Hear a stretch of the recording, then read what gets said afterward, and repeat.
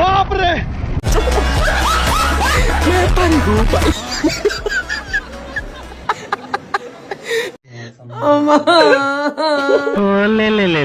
Public বুঝা গেছে আমরা নেতারা যে কত বড় খানকির পোলা।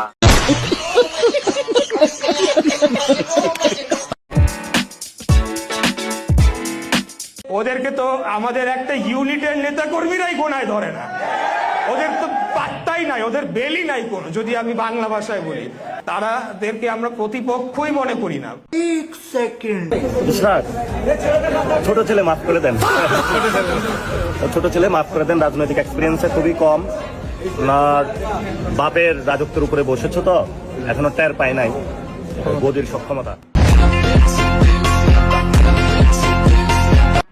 নাসিরউদ্দিন পাটোয়ারি নামের এক বেয়াদব ইউনিভার্সিটিতে বলে ছাত্র আছে ডারবি নাসির বলে চিনি, আমি জানি না কেন।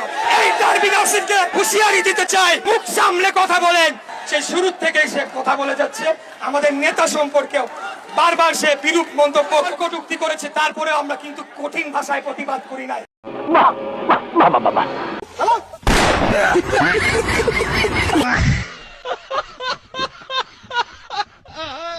সিএনজি স্ট্যান্ড দখল কে করেছে? বিএনপি। বাস স্ট্যান্ড দখল বিএনপি। বাজারঘাট দখল বিএনপি। বলো কি তুমি সত্যি বলছো? হ্যাঁ। রাখছেন নাকি বাংলাদেশে? বলতে পারবো না। যা রাখছি ওটা এখনো বাকি আছে স্কুল কমিটি আর মসজিদ কমিটি। আগামী 1 বছর পর এটাই সাইজ করে দিব। কিসের দেশের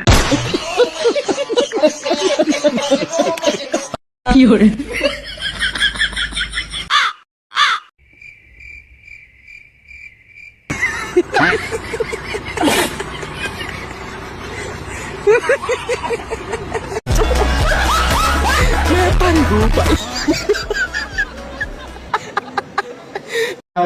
আজকের প্রোগ্রামে নাকি বিএনপির ভাইরা সহযোগিতা করছে। কি আপনারা কি ভালো হয়ে গেলেন নাকি? বিএনপির ভাইদের সাথে আমার অনেক জায়গায় কথা হয়, কিন্তু কিছু শৃঙ্খলা আছে বুঝছেন, এগুলোর তো আর সমাধান করা যায় না। এগুলো বিএনপির ভাই আপনারাই সমাধান করবেন। সব থেকে অসভ্য একজন রাজনৈতিক কর্মী নাসিরউদ্দিন পাটোয়ারি। দেখেন, আমাকে সে কল করেছে, আমাকে 4 দিন আগে কল করে বললো যে ভাই আপনিও আমার বিরুদ্ধে বলবেন না, আমি আপনার বিরুদ্ধে বলবো না। আমি ভাবলাম যে ছেলেটির হয়তো শুভবুদ্ধির উদয় হয়েছে।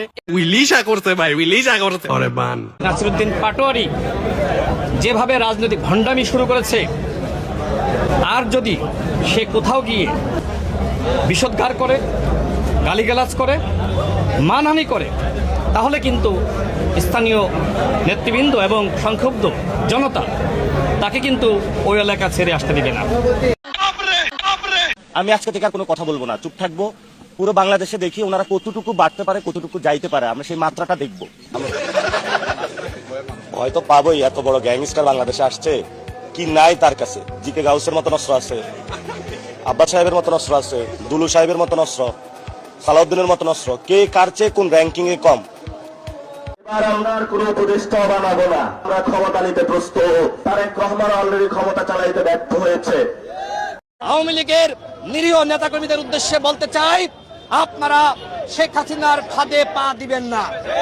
আওয়ামী লীগের সন্ত্রাসীরা হুঁশিয়ার সাবধান। Wake up to reality. Sheikh Hasina সরকার এত দুর্বল না ভাই, তার পতন ঘটানো যাবে না।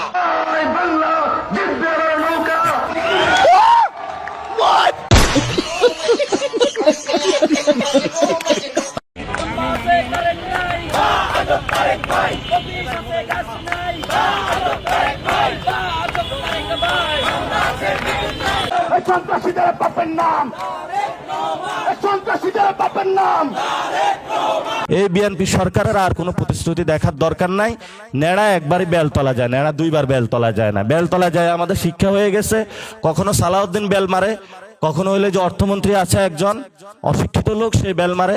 আরেকজন হলো আপনাদের এই কি যেন জ্বালানি মন্ত্রী টুকু সাহেব না, ওনার নাম যেন কি, উনি একটা মিথ্যুক ভণ্ড প্রতারক। উনি বলে তেল আছে না, আমরা পেট্রোল পাম্পে গেলাম তেল নাই। তারপরে পেট্রোল পাম্পে কয়েকদিন পরে যখনই তেলের দাম বাড়িয়ে দেওয়া হলো, পকেট ভর্তি হয়েছে ওনার, সুরসুর করে তেল আসা শুরু করলো। প্রথম এক দফা ঘোষণা দেওয়ার জন্য আসিফ মাহমুদকে আমি প্রস্তাব দিয়েছি। হ্যাঁ আপনি আপনার জাতিসংঘের সাথে যে সম্পর্ক আচ্ছা, তৈরি হয়, আপনার আইডিসকে সময় আমি পাঠিয়েছিলাম। আপনি আমাকে একটু আগে আপনি শিষ্টাচার শিখালেন। আমার অবদান সম্পর্কে জানতে গেলে আপনি বললে আপনি আমাকে পাগল হয়ে শোনেন, যাবেন। আপনি আমাকে শিষ্টাচার আপনি নাহিদকে জিজ্ঞেস করবেন। আপনি আমাকে শিষ্টাচার আমার শিখালেন অবদান যে কি? আপনার সময় কথা না বলতে, আপনি কেন কথা বলছেন তাহলে? না ঠিক আছে, আমি আপনার মতো তো ন্যূনতম শিষ্টাচার নেই। আপনি বললেন উনি যেগুলো দাবি করছে আসিফকে, হ্যাঁ আসলেই এক দফার ঘোষকই রাশেদ খান। এরকম একটা বডি ল্যাঙ্গুয়েজ করতো কে, ওই যে গোলাম রব্বানী, নুরুল হক নূরকে বলতো এই তুমি তো আমার ছোট ভাই, এটা উনি এই রাশেদ খানও বারবার বলে এই আসিফ আমার কর্মী ছিল, অমুক আমার কর্মী ছিল। এইভাবে সে বুঝায় যে আমার অভ্যুত্থানে সব এরা আমার বাচ্চা কাচ্চা। এই ক্রেডিটবাজি করে করে করে আজকে তিনি একটা পদ পাইছেন।